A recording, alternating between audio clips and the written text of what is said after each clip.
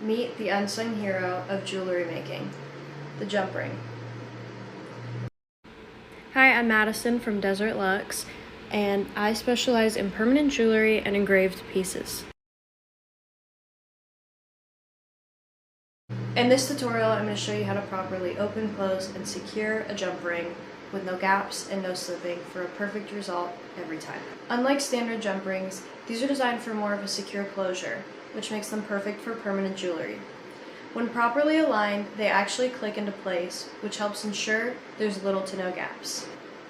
Make sure that the fit on the ankle or the wrist is correct before final closure. These are the jump rings that I'm using for this video.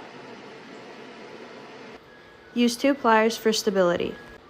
Twist gently. These rings are often stiffer than regular ones.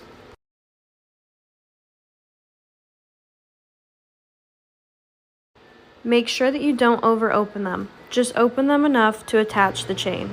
If you open them too wide, you can lose that tight click fit. Here you can see the pliers being placed near the middle to the top of the jump ring, and the slight tension used to open it.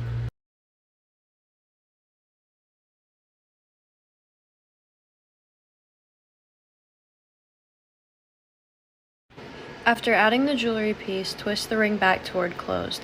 Go slightly past the closed position, then ease it back. You should feel or even hear the small click as ends lock into place. That click means that the ends are perfectly aligned and under slight tension, which helps keep the ring secure.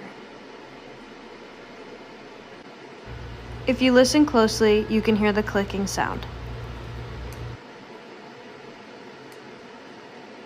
Extra pro tip would be using high quality pliers to avoid damaging the metal.